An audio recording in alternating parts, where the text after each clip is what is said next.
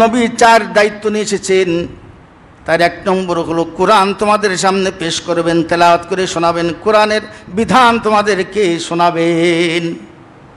ওয়াইযাক্কিকুম, তোমাদেরকে পাপ অন্যায় গুনাহ থেকে পবিত্র করবেন। কোরআন যখন তোমাদের মাঝে এসে যাবে, কোরআন যখন তোমরা শিখবে, সহিশুদ্ধভাবে শিখবে। প্যারা হাজিরিন, দুঃখজনক হলেও সত্য, আজ অধিকাংশ মুসলমান তারা কোরআন চেনে না, কোরআন জানে না, কোরআন সহি করে পড়তে পারে না। সত্যিকার অর্থে কোরআন শিখতে হবে। আপনি যেই হন না কেন, আলেম যদি হন, তারপরও কোরআন সহি করতে হবে। অনেক আলেম আছে তারা সহি করে কোরআন পড়তে পারে না, শুধু সার্টিফিকেট আছে, কোরআন সহি নাই। অনেকে ওয়াজ নসিহত করে, ভুলে ভরা আয়াত তেলাওয়াত করে, আয়াতের কোনো দাড়ি কমা নাই, আয়াতের কোনো সহিশুদ্ধতা নাই। এই জন্য কোরআন শিক্ষা করা সহিশুদ্ধভাবে, এটা সবার আগে। তাফসীর গ্রন্থে লেখা আছে যে মুসলমানের মধ্যে কোরআন নাই সে সত্যিকার অর্থে ইমানদার না। যে মুসলমান সহি করে কোরআন তেলাওয়াত করতে পারে না, সে যত বড়ই বুজুর্গ হোক না কেন, দিনদার, ইমানদার, আমলদার হোক না কেন, সে আসলে আল্লাহর দরবারে সঠিক অর্থে ইমানদার না। এই জন্য আমাদেরকে সর্বপ্রথম কোরআন শিখতে হবে, কোরআন পড়তে শিখতে হবে। কোরআনের যে মর্ম, এটা বুঝতে আমাদেরকে কোরআন আগে সহি করে শিখতে হবে। কোরআন শিখা, কোরআন বুঝা, কোরআন অনুযায়ী জীবন গড়া, এটাই হলো কোরআনের আহ্বান। কোরআন অনুযায়ী ব্যক্তি জীবন, কোরআন অনুযায়ী পারিবারিক জীবন, কোরআন অনুযায়ী সামাজিক জীবন, কোরআন অনুযায়ী রাষ্ট্রীয় জীবন, কোরআন অনুযায়ী পুরা জগৎ সংসারকে সাজানো, এটাই হলো কোরআনের হক, কোরআনের দায়িত্ব এবং কর্তব্য। আল্লাহর কোরআনে কি আছে এটা আমরা জানি না বলে উলামায়ে কেরামের ওয়াজ নসিহত শুনে অনেক সময় মানুষ ভুল বুঝি। কি ব্যাপার, এ হুজুর আবার জিহাদের কথা কয়, এ হুজুর আবার রাজনীতির কথা কয়। আরে মিয়া, কোরআন তো তুমি জানো না, কোরআন পড়ো না আগে, তারপরে হুজুরদের ভুল ধরতে আসো। কোরআনের তখন অনুবাদ, কোরআনের তাফসীর ভুরি ভুরি আছে। আপনি কোরআন পড়েন, তবে শুধু তরজমা না, কোরআন আগে সহি শুদ্ধ করে পড়া শেখেন, এরপরে তরজমা পড়েন, তাফসীর পড়েন। বহু তাফসীর আছে, পড়েন আপনি সহি শুদ্ধ তাফসীর পড়েন, উলামায়ে কেরামের সাথে পরামর্শ করে তাফসীর পড়েন। তাহলে আপনার আর কোনো আলেমের বক্তব্য, ওয়াজ নসিহত আপনার কাছে খারাপ লাগবে না। না, এটা তো কোরআনে আছে, তো আছে কি আছে না? এই কোরআন সম্পর্কে অজ্ঞতার কারণে আজ দুনিয়ার মুসলমানদের মধ্যে এত বিভক্তি, কোরআন জানে না। আবার সত্য কথা, কোরআনের কিছু কিছু বাছাই করে আয়াত পড়ে, এটা হবে না, পুরা কোরআন পড়তে হবে। পুরা কোরআনে দাওয়াত তাবলীগের কথা আছে, পুরা কোরআনে ইসলামী শিক্ষা দীক্ষার কথা আছে, পুরা কোরআনে তাসাউফ আত্মশুদ্ধির কথা আছে, পুরা কোরআনে জিহাদের কথা আছে, পুরা কোরআনে অন্যায় প্রতিবাদের কথা আছে, পুরা কোরআনে রাষ্ট্রনীতি, সমাজনীতি, অর্থনীতি সব কোরআনের মধ্যে আছে। আপনি বাছাই করে আয়াত পড়লে আপনি ভুলের মধ্যে থাকবেন। পুরা কোরআন পড়তে হবে, একেবারে শুরু থেকে শেষ পর্যন্ত পড়েন, আপনি কোনো বিভ্রান্তি থাকবে না।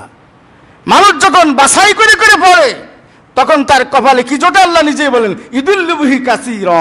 এই কোরআন পড়ে মানুষ গুমরা হয়ে যায়। কোরআন পড়ে কি হয়ে যায় বলেন? মানুষ গুমরা হয়ে যায়। প্যারা হাজিরিন, আল্লাহ তাআলা সূরাতুল বাকারা 151 নম্বর আয়াতে তাই বলছেন, 4 গুণ 4 মেহনত, নবীওয়ালা মেহনত, কোরআন শিক্ষার মেহনত, কোরআন তেলাওয়াতের মেহনত, তাজকিয়াত শুদ্ধির মেহনত, কোরআনের শব্দ শিকার মেহনত, কোরআনের অর্থ শিকার মেহনত, কোরআনের ব্যাখ্যা, কোরআনের বিশ্লেষণ। কোরআনের আসল ব্যাখ্যা হলো আল্লাহর নবীর জীবনী, আল্লাহর নবীর হাদিস, সমগ্র আল্লাহর নবীর জীবনের যাবতীয় সুন্নাত। ওয়াল হিকমা, হিকমা মানে সুন্নাহ। আর সুন্নাতের মধ্যে মহাবিজ্ঞানে ভরা, এই জন্য আল্লাহ শব্দ চয়ন করেছেন হিকমত দ্বারা, কিন্তু হিকমতের মূল অর্থ হলো সুন্নাহ। প্রতিটা সুন্নাহ, ইসলামের প্রতিটা বিধান মহাবিজ্ঞানে ভরা।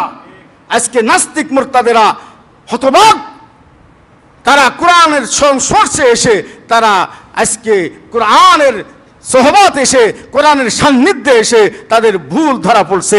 তারা কোরআনের জিন্দগি বুঝার কারণে, তারা আগের থেকে ছিল বিজ্ঞানী, কোরআন রিসার্চ করে তারা বুঝতে পারছে যে কোরআনই তো আসলে সত্য, বাকি সব মিথ্যা। প্যারা হাজিরিন, ডক্টর মরিস বুকাইরি তার উদাহরণ। দি Bible, the Quran and the science, তার বিশ্ববিখ্যাত গ্রন্থ, যুগান্তকারী গ্রন্থ বাইবেল, কোরআন ও বিজ্ঞান। বাংলাদেশে আরো বহু বিশেষজ্ঞ বই লিখেছেন। কাজী জাহান মিয়া রচিত আল কোরআন দ্য চ্যালেঞ্জ বইটা পড়েন, কোরআন ও বিজ্ঞান পড়েন, কোরআন ও কম্পিউটার পড়েন, রাডিক্যাল সাজেস্ট পড়েন। আপনি বইগুলো পড়েন, পড়ে বুঝবেন যে কোরআন সত্য, সুন্নাহ সত্য, ইসলাম সত্য, আর সব অসার মিথ্যা। কোরআনের বাথরুম করার পদ্ধতি, এটা মহাবিজ্ঞান। ইসলামের পেশাব পায়খানার পদ্ধতি মহাবিজ্ঞান। ইসলামের ঘুমের পদ্ধতি মহাবিজ্ঞান। ইসলামের পোশাক আশাকের পদ্ধতি মহাবিজ্ঞান। ইসলামের দাড়ি রাখার আদর্শ মহাবিজ্ঞান। ইসলামের দাড়ি কাটা এটা ক্ষতিকর, এটা এই সুন্নাহ পড়ে আপনি বলবেন। সুন্নাতে রাসূল এবং আধুনিক বিজ্ঞান বইটা পড়েন, বাজার থেকে কেনেন, সন্তানকে কিনে দেন। সন্তান, আপনি হয়তো ছোটকালে প্রাথমিক জীবনে ইসলাম বুঝতেন না, না বুঝার কারণে সন্তানকে সেই পথে পরিচালনা করার সুযোগ আপনার ছিল না, সেই বুদ্ধি জ্ঞান বিবেক ছিল না। এখন এসে আপনি হেদায়েতপ্রাপ্ত হয়েছেন, সন্তানকে নিয়ে বিপাকে আছেন, তাদেরকে এই বইগুলো সাজেস্ট করেন, তাদেরকে এই বইগুলো আপনি পড়তে বলেন, কিনে দেন। দেখবেন আপনার বেশি ওয়াজ নসিহত লাগবে না, সে নিজেই নামাজ পড়তে শুরু করেছে, নিজেই অন্যায় ছাড়তে শুরু করছে। আমরাই আমাদের সন্তানদেরকে ভুল পথে পরিচালনা করেছি, এর খেসারত আমাকেই দিতে হচ্ছে। আল্লাহ তাআলা পরে বলেন, ফাযকুরুনি আযকুরুকুম ওয়াশকুরুলি ওয়ালা তাকফুরুন। কাজেই তোমার জিন্দেগির মাকসাদ বুঝে নাও, আমি আল্লাহর জিকির, আমি আল্লাহর স্মরণ, আমি আল্লাহর গোলামি, আমি আল্লাহর দাসত্ব, আমি আল্লাহর ইবাদত। আমার জিকির, আমার ইবাদত যদি তুমি করো, আমার সাহায্য তুমি পাবে। ফাজকুরুনি, যদি তুমি আমার জিকির করো, অর্থাৎ আমার ইবাদত করো, আজকুরুকুম, আমি আল্লাহ তোমাকে স্মরণ করব। দুনিয়া আখিরাতে সব জায়গায় আমার রহমত তুমি পাবে। জিকির জবানে করো, জিকির অন্তরে করো, জিকির আমলের মাধ্যমে করো, জিকির ইবাদতের মাধ্যমে করো, জিকির অন্যায় পাপ গুনাহ থেকে দূরে থাকার মাধ্যমে করো। আমার বিধান মানার মাধ্যমে তুমি যখন আমার জিকির করনেওয়ালা হবে, আমি আল্লাহ তোমার জিকির করব, অর্থাৎ আমি আল্লাহ তোমাকে স্মরণ করব। তোমার যত সমস্যা আছে সব সমস্যার সমাধান আমি আল্লাহ করে দিব। ওয়ালা তাকফুরুনি, আমি আল্লাহর শুকর আদায় করো। ওয়ালা তাকফুরুন, আমার কৃতজ্ঞতা অর্জন করো, আমার কৃতজ্ঞ বান্দা হও। খবরদার আমার না শুকরিয়া করো না, কারণ আমার নিয়ামত পেয়ে যদি শুকর করো তাহলে আমি আল্লাহ তোমাকে নিয়ামত বাড়ায় দিব। আমি আল্লাহর দেওয়া নিয়ামত যদি তুমি অগ্রাহ্য করো তাহলে ওই নিয়ামত তোমার কাছ থেকে ছিনিয়ে নেওয়া হবে না, বরং তোমাকে কঠিন আযাবে গ্রেফতার করা হবে। আযাব দুই প্রকার, ফির দুনিয়া ওয়াল আখিরা। দুনিয়াতেও আযাবে গ্রেফতার করা হবে, দুনিয়াতে অপদস্থ করা হবে, আখিরাতেও তোমার জন্য রয়েছে কঠিন আযাবের ব্যবস্থা। যত নিয়ামত আছে সব নিয়ামতের শুকর তোমাকে আদায় করতে হবে। সুম্মা লা তুসআলুন্না ইয়াওমাইযিন আনিন নাঈম, হাসরের ময়দানে প্রতিটা নিয়ামত সম্পর্কে জিজ্ঞেস করা হবে। আমার চোখ নিয়ামত, আমার কান নিয়ামত, আমার জীবন নিয়ামত, আমার যোগ্যতা, আমার মেধা, আমার বুদ্ধি সব কার দেওয়া? আল্লাহর নিয়ামত। আমার টাকা, আমার পয়সা, আমার ধন, আমার দৌলত, আমার ক্ষমতা সব আল্লাহর নিয়ামত। ক্ষমতাকে দান করেন আল্লাহ তাআলা। কুলিল্লাহুম্মা মালিকাল মুলকি তুতিল মুলকা মান তাশা ওয়া তানজিউল মুলকা মিম্মান তাশা ওয়া তুইজ্জু মান তাশা ওয়া তুযিল্লু মান তাশা বিয়াদিকাল খায়র। আল্লাহু আকবার বলেন। আল্লাহ পাক বলছেন, হে নবী বলো, হে নবীর উম্মত তুমিও বলো, আল্লাহুম্মা হি আল্লাহ মালিকাল মুলক, আপনি সকল ক্ষমতার উৎস। সকল ক্ষমতার উৎস কে? না জনগণ? জনগণ না ক্ষমতার উৎস আল্লাহ? আল্লাহই ক্ষমতায় বসান, আল্লাহই বসান। এটা ইয়াকিন না করলে ওই আল্লাহর সাহায্য থাকে না। ওই জনগণ একদিন ফুলের মালা দিছিল, একদিন জুতার মালা দেয়। লাগে কি লাগে না? হ্যাঁ, অহরহ ঘটছে আমাদের সমাজে, আমাদের সামনে। আমাদের ইতিহাস আমাদেরকে শিক্ষা দেয়, এই ঘটনা আমাদেরকে শিক্ষা দেয়। আস্ফালন করো না। কদিনের ক্ষমতার জন্য ধরাকে সরাগান করে তুমি জুলুম নির্যাতনের রাজত্ব কায়েম করবে, এই সমাজ তোমাকে একদিন উগরে দিবে। এই সমাজ তোমাকে লাঞ্ছিত করবে, অপমানিত করবে। এই সমাজ তোমাদেরকে গ্রহণ করবে না। আর যদি মনে করো আল্লাহর দেওয়া ক্ষমতা, আল্লাহ আমাকে ক্ষমতা বসিয়েছেন, আমি তো আল্লাহর হুকুম মোতাবেক ক্ষমতাকে কাজে লাগাই, মন মতো না চলি, স্বৈরাচার না হয়ে যায়, তাহলে আল্লাহর সাহায্য আমার সাথে থাকবে। নবী সুলাইমান আলাইহিস সালাতু ওয়াস সালামের মতো সম্মান মর্যাদা কোনোদিন কমবে না। কিন্তু ক্ষমতা পেয়ে যারা অহংকারী হয়ে যায়, জালেম হয়ে যায়, স্বৈরাচারী হয়ে যায়, স্বেচ্ছাচার হয়ে যায়, আল্লাহর বিধানের দিকে খেয়াল করে না, তাদের জিন্দেগিতে অপমান, অপদস্থতা, লাঞ্ছনা, বঞ্চনা ফির দুনিয়া ওয়াল আখিরা, দুনিয়া আখিরাতে সব জায়গায় ঘটে। জুলুম করো না, ইনসাফ কায়েম করো। আল্লাহ রাসূল বলেন ইত্তাকি আদাআতাল মাজলুম, মজলুমের বদদুয়া থেকে বেঁচে থাকো। কাফেরের পরেও জুলুম করো না, অমুসলিমের পরেও জুলুম করো না, সংখ্যালঘুদের পরেও জুলুম করো না। কারণ সংখ্যাগরিষ্ঠ মুসলিম এলাকায় সংখ্যালঘু মুসলমান আমানত স্বরূপ।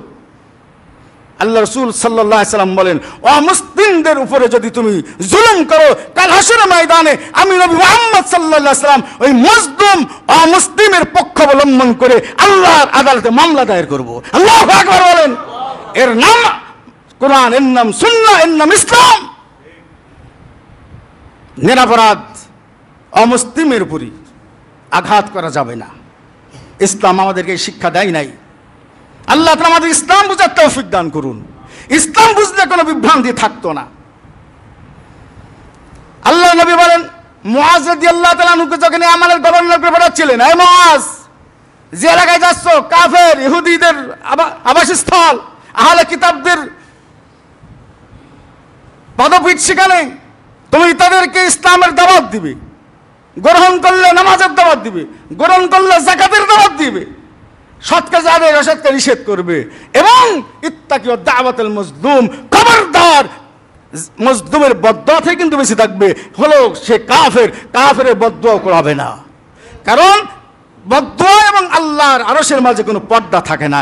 এই কবুল সাথে সাথে হয়ে যায়, সাথে সাথে হয়ে যায়। পৃথিবীর ইতিহাসে যারা জালেম বাদশা ছিল, তারা জুলুম করেছে, মানুষ হত্যা করেছে। একজন মানুষ হত্যা তো দূরে, একজন মানুষকে শুধু না, একটা পশুকে পর্যন্ত যদি আপনি কষ্ট দেন, কাল হাসরের ময়দানে এর সম্পর্কে জিজ্ঞাসা করা হবে। ওমর রাদিয়াল্লাহু তাআলা আনহু, ওমর রাদিয়াল্লাহু তাআলা আনহু একদিন দ্রুত ঘোড়া নিয়ে যাচ্ছেন। এক সাহাবে জিজ্ঞেস করছেন, কোথায় যাচ্ছেন? বলে যে একটা যাকাতের উট হারিয়ে গেছে, এই জন্য খুঁজতে যাচ্ছি। আলী রাদিয়াল্লাহু তাআলা আনহু এই দৃশ্য দেখে বলছেন, আপনি পরবর্তীদের জন্য কঠিন আদর্শ স্থাপন করে যাচ্ছেন। আল্লাহু আকবার বলেন। আমিরুল মুমিনিন নিজেই খুঁজতে বের হয়ে গেছে। সুবহানাল্লাহ। খোলাফায়ে রাশিদিনের ইতিহাস, তারা ইনসাফের রাজত্ব কায়েম করেছিলেন। তারা কারো পরে জুলুম করতেন না। এই জুলুম না করার কারণে তারা আদর্শ মহাপুরুষ হয়ে আছেন পৃথিবীর ইতিহাস। এই আদর্শ যদি আমরা জানতে পারি, বুঝতে পারি, এই আদর্শ বাস্তবায়নের জন্য যদি আমরা চেষ্টা প্রচেষ্টা চালাই, তাহলে আমাদের ইহলৌকিক জীবন হবে শান্তিদায়ক, সফলতায় ভরপুর, পারলৌকিক জীবন হবে শান্তিদায়ক, সফলতায় ভরপুর। আজকে ইসলাম জানে না বলে মানুষ লেনিনের মতবাদ খোঁজে, কার্ল মার্কসের মতবাদ খোঁজে, কামাল আতাতুর্কের, জর্জ ওয়াশিংটনের, দেশীয় বিভিন্ন নেতার আদর্শকে মনে করে এই আদর্শই বোধহয় উত্তম। নাউজুবিল্লাহ বলেন। এই দুনিয়ার এই মানুষগুলো যতই ভালো হোক না কেন, আমার মহানবী হযরত মুহাম্মদ সাল্লাল্লাহু আলাইহি ওয়াসাল্লাম থেকে ভালো হতে পারে কোনোদিন? এ দুনিয়ার এই আদর্শ পুরুষগুলো যতই ভালো হোক না কেন আপনার দৃষ্টিতে, খোলাফা রাশিদিনের চেয়ে ভালো ভাবলেন কি করে আপনি? যদি সামান্যতম ভাবনা আপনার চিন্তা চেতনায় উকি মারে, আপনার নামাজ শেষ, রোজা শেষ, ইবাদত বন্দি সব শেষ, ইসলাম আপনার মধ্যে বাকি থাকবে না। এই জন্য যদি আপনি ইসলাম মেনে চলেন, আল্লাহ বলেন উদখুলু ফিস-সিলমি কাফা, পরিপূর্ণভাবে তুমি ইসলামের মধ্যে ঢোকো। তোমার ব্যক্তি জীবন ঘুম থেকে জাগরিত হওয়া থেকে শুরু করে পুনরায় ঘুমানো পর্যন্ত জান্দিগির সকল কাজ ইসলাম এবং সুন্নাহের আলোকে সাজাও। তুমি রাজনীতি করতে চাও, কুরআন সুন্নাহকে রাজনীতি করো। মানব রচিত এইসব তন্ত্র মন্ত্র মতবাদ তাগুতের এই আদর্শের পিছনে ছুটো না, তাহলে তোমার জিন্দেগি বরবাদ, তোমার জিন্দেগি খতম, তুমি পরিপূর্ণ মুসলমান হতে পারলে না। আল্লাহ পাক রব্বুল আলামিন আমাদের সকলকে বিষয়গুলো বুঝার এবং আমল করার তৌফিক দান করুন। আমরা কারো উপর জুলুম করব না, ঠিক আছে? মুসলিম হলেও জুলুম করবো না, রাজি আছেন ইনশাআল্লাহ? কাল হাসরের ময়দানে নবীকে আমার বিরুদ্ধে কি দাঁড় করাবো? কারো উপরে জুলুম করব না। আল্লাহ তাআলা আমাদেরকে তৌফিক দান করুন, আমিন। ওয়া আখিরু দাওয়ানা আলহামদুলিল্লাহি রাব্বিল আলামিন।